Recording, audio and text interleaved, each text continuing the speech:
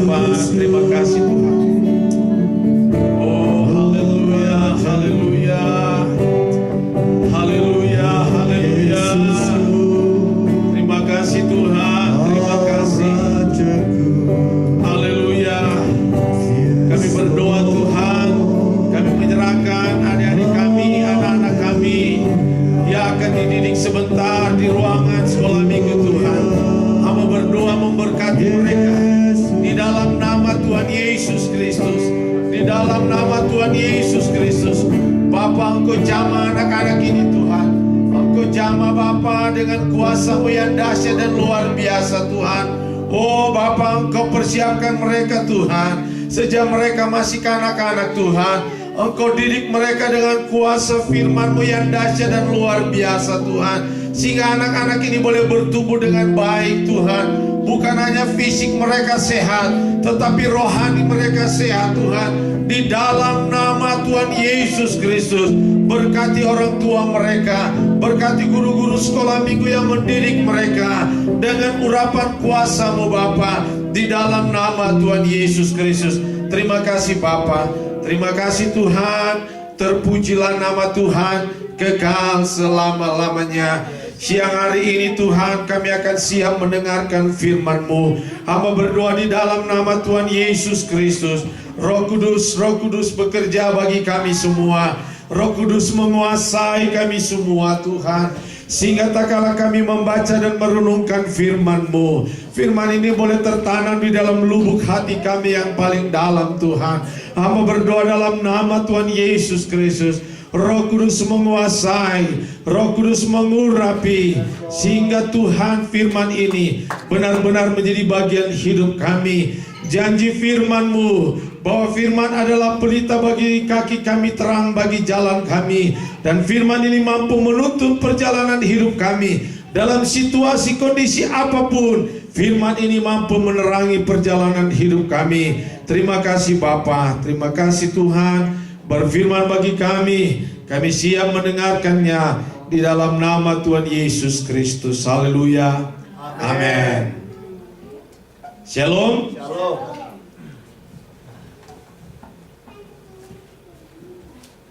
Iya. Sama-sama kita akan membuka Alkitab kita. Kita akan membaca kitab Ratapan.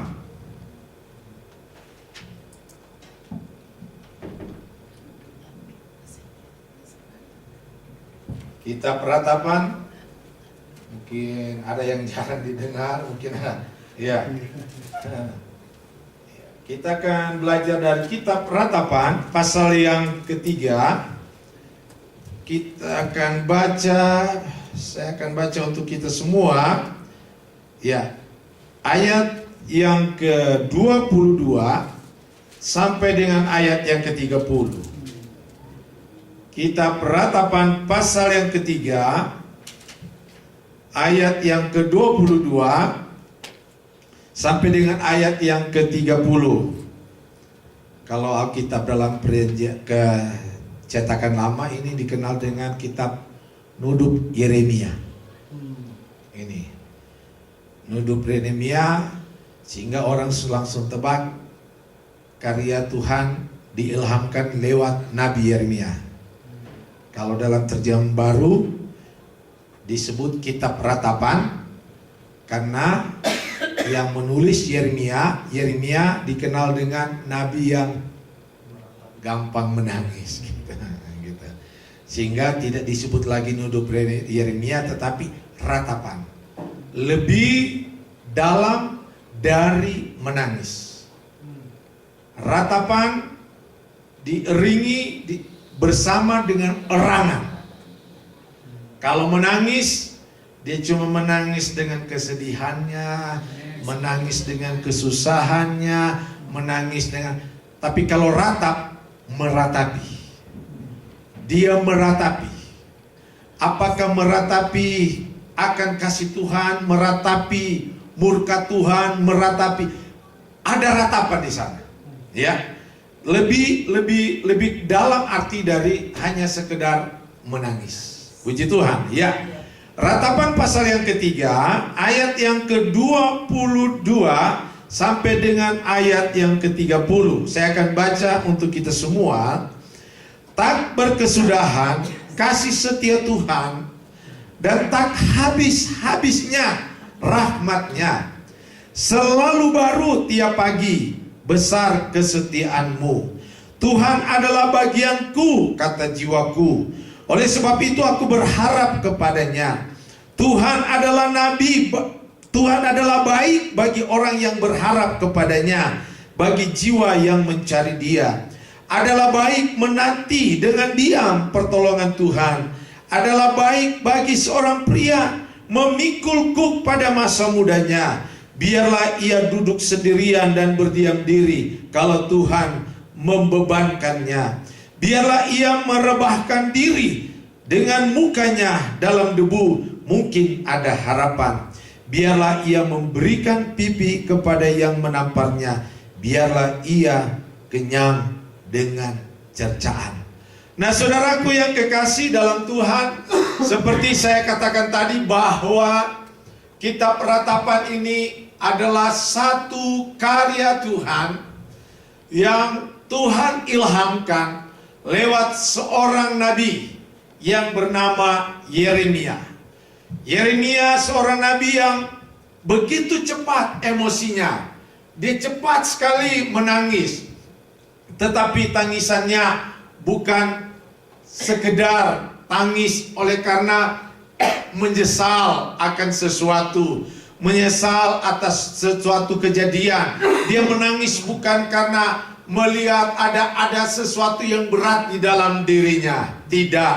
Saudaraku, ratapan adalah tangisan yang diiringi dengan satu erangan yang berbentuk ratapan yang disampaikan oleh seorang nabi oleh karena melihat murka Tuhan yang melanda umat Tuhan. Dia meratap. Kalau kita baca dari ayat yang pertama, akulah orang yang melihat sengsara disebabkan cambuk murkanya. Jadi dia meratap karena dia penyaksi hidup. Itu kira-kira bahasa sekarang. Peristiwa yang terjadi di matanya, peristiwa yang terjadi di eranya, peristiwa yang terjadi pada zamannya, di mana dia menyaksikan murka Tuhan terjadi bagi umat Tuhan.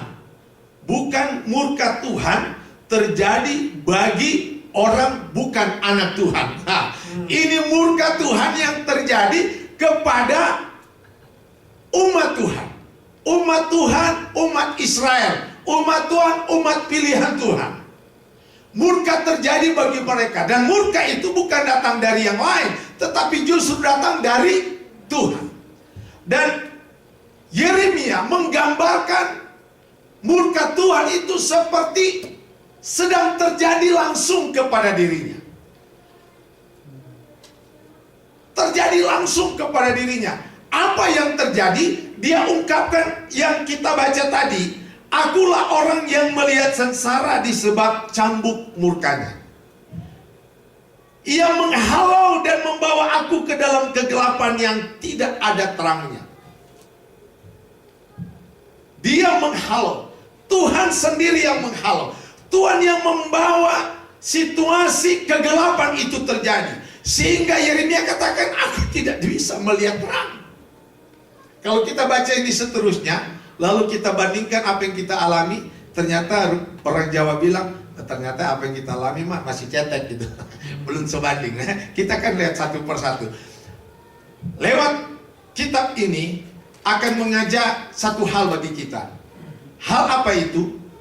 Mengajak kita melihat makna sesungguhnya di balik persoalan hidup. Kita akan melihat makna yang sebenarnya. Ada makna yang sebenarnya dari persoalan itu. Ratapan membawa kita untuk memandang persoalan itu yang sesungguhnya apa? Seringkali kita melihat sesuatu terjadi dari sisi negatif. Tetapi ratapan membawa kita akan hal yang lain. Kita akan melihat bahwa oh begini sebenarnya. Ternyata ini begini gitu. Kita akan lihat ya. Ia menghalau dan membawa aku ke dalam kegelapan yang tidak ada terangnya. Sesungguhnya aku dipukulnya. Sesungguhnya aku dipukulnya bukan cuma satu kali. Bukan cuma 2 kali. Bukan cuma 3 kali. Tetapi Alkitab berkata, sesungguhnya aku dipukulnya berulang-ulang dengan tangannya sepanjang hari. Kita masih bernapas, betul kan? Yeremia lihat bahwa apa yang terjadi bagi umat Israel yang dia gambarkan kepada dirinya sendiri. Bahwa Tuhan sendiri yang membawa situasi kegelapan itu. Tuhan membawa sendiri sehingga dia tidak bisa melihat terang. Bahkan Tuhan sendiri yang mencambuk dia. Tuhan tidak menyuruh orang, Tuhan sendiri yang mencambuk dia berulang-ulang kali dan setiap hari, kata Alkitab. Bahkan dia katakan, ia menyusutkan dagingku, bikin kurus. Menyusutkan dagingku. Nggak perlu diet, nggak perlu exercise, nggak perlu minum Herbalife, nggak perlu multi level Herbalife, Herbalife, nggak perlu. Kasih bilang, Tuhan cambuk saja, mau kurus ini Tuhan. Daripada kalau Bro Alex, gampang bro, gampang, tinggal minta Tuhan cambuk aja ini, pasti saya jamin jadi langsing. Iya, Yeremia katakan dia membuat dagingku dan kulitku, yang menyusut dagingku dan kulitku, tulang-tulangku dipatahkannya. Kita belum sampai patah tulang, belum, nggak apa-apa, gitu. Masih, makanya saya bilang kalau kita udah lihat kisah ini, lalu kita bandingkan apa yang kita alami, ya ternyata cetek gitu, nggak seberapa. Akan melihat, kita akan bangkit. Kita biasanya kalau melihat apa yang kita alami tidak sebanding orang lain, biasanya kita lebih semangat. Tetapi kalau kita lihat orang lain punya ada di atas kita di bawah, kita tuh langsung lewat. Tetapi kalau kita lihat ada yang lebih parah dari kita, biasanya kita semangat. Nah ini Tuhan kasih lihat ada yang lebih parah dari kita gitu. Apa yang Tuhan lakukan bagi kita, Tuhan izinkan kita alami tidak sebanding apa yang dilakukan bagi umatnya dan bagi Yeremia. Gitu. Ya, dia katakan di sini, ia menyusutkan dagingku dan kulitku, tulang-tulangku dipatahkan. Ia mendirikan tembok sekelilingku, mengelilingi aku dengan kesedihan dan kesusahan. Luar biasa pengalaman yang dialami oleh Yeremia.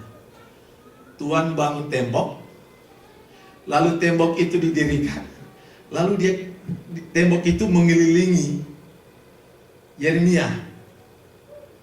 Tapi bukan pagar Yeremia, fisik Yeremia, tetapi pagar itu bukan tembok beton, tetapi dipagari dengan kesedihan.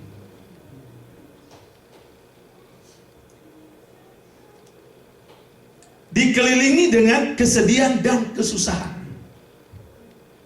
Kalau kita berdiri di sini, oh ada tembok memutar. Oh tembok ini, oh ya, kita bisa hancurin. Ya, dengan fisik tenaga kita bisa hancurin. Kita ambil bulldozer, tolong dong, ini banyak tembok, menghalangi saya. Ya datang bulldozer. Tapi kalau kesedihan, hanya kita sendiri dengan Tuhan bisa selesaikan. Amin. Dan ini yang dialami. Yang dialami.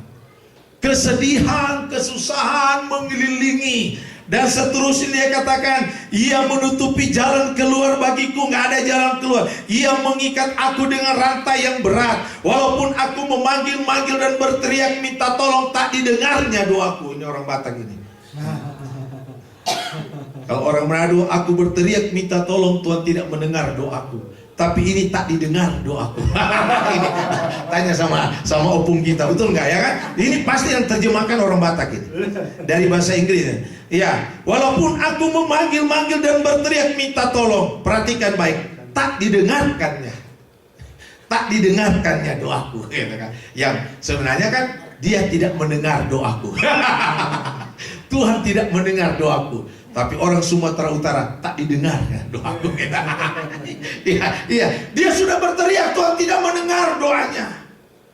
Ya, dia sudah berteriak Kalau kita masih ada saat-saatnya Tuhan mendengar, menolong kita kan. Tetapi Yeremia bertanya, laksana beruang ia menghadang aku, laksana singa dalam tempat persembunyian. Ia membengkokkan jalan-jalanku, merobek-robek aku dan membuat aku tertegun. Ia membidikkan panahnya, menjadikan aku sasaran anak panah. Ia menyusupkan ke dalam hatiku segala anak panah dari tabungnya. Aku menjadi tertawaan bagi segenap bangsaku, menjadi lagu ejekan mereka sepanjang hari. Ia mengenyangkan aku dengan kepahitan, bukan dengan ya kan? Dia kenyangkan dengan kepahitan, bukan dengan sang-sang, saudara, bukan dengan RW, dengan kepahitan, ya kan? Bukan hal-hal yang manis, tetapi Alkitab berkata dia kenyang dengan kepahitan. Memberi aku minum ibu. Ia meremukkan gigi-gigiku dengan memberi aku makan kerikil. Ia menekan aku ke dalam debu. Engkau menceraikan nyawaku dari kesejahteraan. Ini yang paling penderitaan yang cukup berat. Tak kala kita dipisahkan dengan damai sejahtera itu. Orang bilang yang lain boleh silakan hilang, yang lain boleh habis, tetapi jangan ambil sejahteramu di dalamku. Tetapi Yeremia Tuhan katakan dipisahkan. Dipisahkan, yang ada sejahtera dipisahkan oleh Tuhan, sehingga dia tidak menikmati sejahtera. Bahkan dia katakan saking jauhnya sejahtera, saking dipisahkannya, dia tidak tahu apa itu kebahagiaan lagi. Perhatikan ayat itu. Dan aku lupa apakah itu kebahagiaan. Kita masih tahu itu kebahagiaan kan? Kita masih merasakan apa itu senang. Di tengah-tengah susah kita masih dapat membedakan mana itu senang dan mana itu tidak senang. Tetapi Yeremia sampai dia lupa mana itu senang dan mana itu tidak senang, dia udah gak tahu lagi. Dia sudah tidak rasakan lagi itu. Penderitaan yang cukup berat, sangkaku hilang lenyap kemasyuranku, harapanku kepada Tuhan. Ingatlah akan sengsaraku dan pengembaraanku, akan ipu dan racun itu. Jiwaku selalu teringat akan hal itu dan tertekan dalam diriku. Situasi yang cukup berat, situasi yang sangat mensengsarakan. Ayat 21, tetapi hal inilah yang kuperhatikan, oleh sebab itu aku tetap berharap. Haleluya. Haleluya. Ini yang paling luar biasa dari seorang nabi yang diberkati dan diurapi oleh Tuhan. Sebagai manusia, ada saat-saat dia tertentu dia mengeluh situasinya. Dia mengeluh keadaannya yang sengsara. Dia mengeluh keadaan yang tidak enak. Dia sampaikan jujur kepada Tuhan. Tetapi di sisi lain, dia tidak pernah hilang pengharapan kepada Kristus. Di sisi lain dia tidak hilang pengharapan. Dia boleh susah, dia boleh sakit, dia boleh menderita, tetapi dia tetap menaruh pengharapan terus kepada Tuhan. Ini kunci keberhasilan yang sangat luar biasa. Apapun yang kita alami, apapun yang kita rasakan, satu hal, jangan sampai kita kehilangan pengharapan. Si A boleh hilang, ada sesuatu yang hilang dalam diri kita, bagian kita yang hilang, kekasih kita yang hilang, barang kita yang hilang, jabatan kita yang hilang, gak apa-apa, silakan. Kepunyaan yang berharga hilang, silakan, gak apa-apa. Satu hal, jangan sampai kehilangan pengharapan. Kalau kehilangan pengharapan, maka kita kehilangan segala-galanya. Kalau kita kehilangan sesuatu benda, baru ada sesuatu yang hilang. Kalau kita kehilangan sesuatu yang sangat kita cintai, baru sesuatu yang hilang. Tetapi kalau kita sudah kehilangan pengharapan, maka telah kehilangan segala-galanya. Karena tak kala manusia kehilangan pengharapan, maka penyakit keputusasaan akan masuk di situ. Pada saat keputusasaan masuk itu, maka yang ada dalam hidupnya masa bodoh. Kalau sudah terperangkap dengan kehidupan masa bodoh, maka selesailah dan tamatlah riwayat hidupnya. Hanya tinggal tunggu tulisan rest in peace, selamat jalan kawanku. Tinggal tunggu itu. Kalau orang berjalan dalam keputusasaan, masa bodoh, Yeremia berat sekali. Tuhan pisahkan dia dari sejahtera. Dia sudah tidak dapat memaknai apa itu kebahagiaan dengan apa itu bukan kebahagiaan. Sudah tidak rasa lagi. Tetapi dalam situasi seperti itu, dia katakan, hal-hal ini kuperhatikan, oleh sebab itu aku berharap. Apa yang dia perhatikan? Yang pertama, dia tahu kasih Tuhan tidak pernah berkesudahan. Haleluya. Di balik itu ada hal yang tetap ada dalam pikirannya. Yang itu yang dia perhatikan. Dia tidak perhatikan itu badan gemuk jadi kurus, nggak perhatikan lagi gitu, nggak peduli itu. Dia sudah tidak perhatikan lagi itu, aku nggak bahagia kok sekarang, aku susah, dia nggak perhatikan. Yang dia perhatikan bahwa kasih Tuhan itu tidak pernah berhenti. Amin. Dia tidak terperangkap dengan persoalan. Mata hatinya tidak terfokus kepada persoalan, tidak.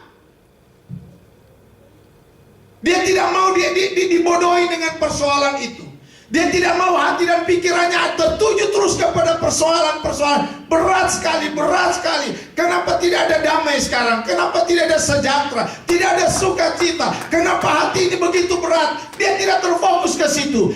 Itu memang ada, dia rasakan. Dia rasakan. Saya merasakan banyak hal seperti itu. Tetapi saya tidak terfokus ke situ. Yeremia tidak terfokus itu. Yang ada dia tahu. Yang dia perhatikan dan saya perhatikan setiap saat, bahwa kasih Tuhan tidak akan pernah berkesudahan.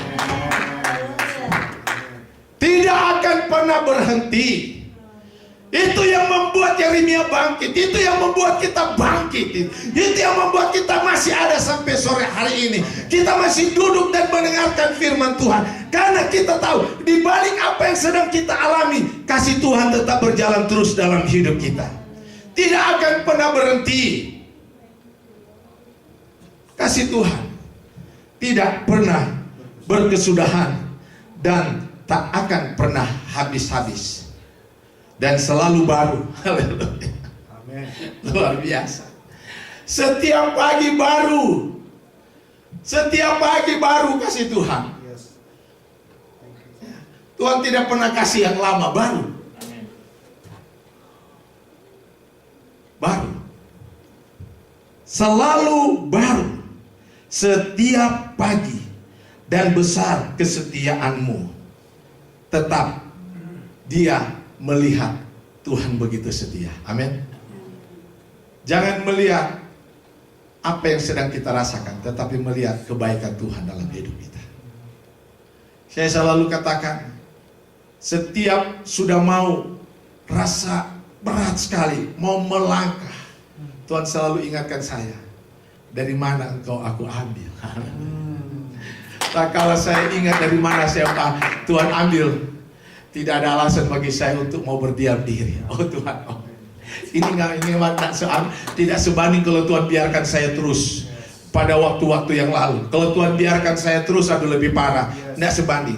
Itu selalu kebaikan kasih Tuhan yang Tuhan berikan bagi kita pada waktu-waktu yang lalu. Jangan dilihat apa yang sedang kita rasakan. Apa yang kita rasakan itu sebenarnya dalam bentuk kasih, dalam kasih yang baru yang sedang kita rasakan. Kasih tidak selamanya dibelai, amin. Kasih tidak selamanya digendong-gendong. Ada kasih, Alkitab berkata, ada teguran dan ada hajaran. Dan tiap pagi ada hajaran baru dalam hidup kita. Setiap pagi ada teguran baru. Itu kasih setia Tuhan yang tak pernah habis-habisnya dalam hidup kita. Pepatah dunia berkata, di ujung cambuk ada emas. Ada pepatah dunia yang mengatakan demikian. Orang-orang tua kita kalau mendidik kita menghajar, mama pukul kamu, papa pukul kamu, papa cambuk kamu demi kebaikanmu. Amin. Demi masa depanmu, demi supaya kamu tidak seperti mama dan papa. Papa mau kamu jadi orang, sampai anak bingung, sekarang papa belum jadi orang. Orang tua sering katakan, apa yang mama, papa lakukan, bekerja keras supaya kalian jadi orang, jangan seperti mama dan papa. Anaknya bingung. Kalau begitu, selama ini mama dan papa belum jadi orang dan sedang bersusah payah supaya saya bisa jadi orang. ternyata saya juga belum jadi orang sekarang ini. Di ujung cemeti, orang tua kita melakukan sesuatu untuk kebaikan kita.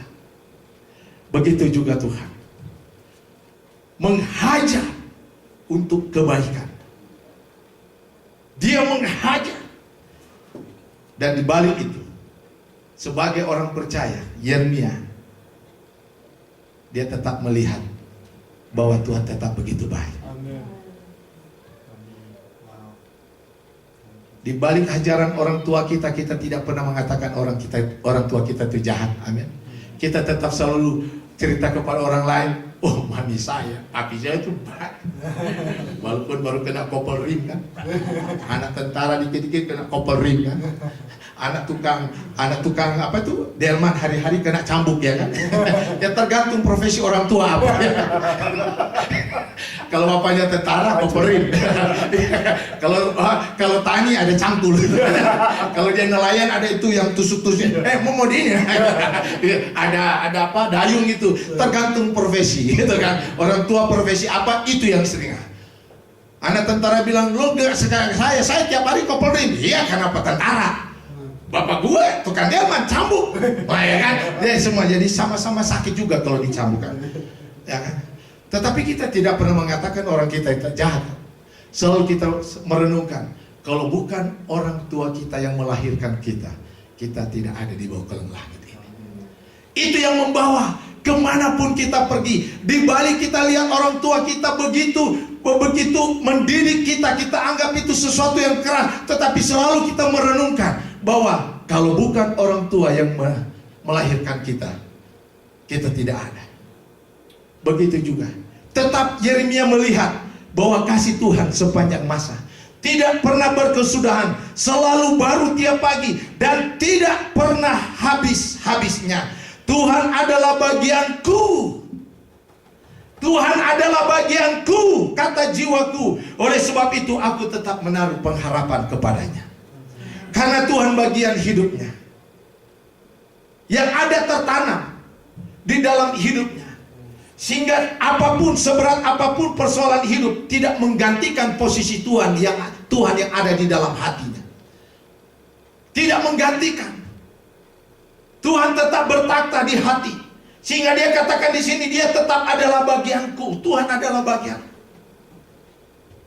di dalam hidupnya. Sehingga tidak tergoyahkan dia tidak tergoyahkan. Luar biasa Yeremia ini.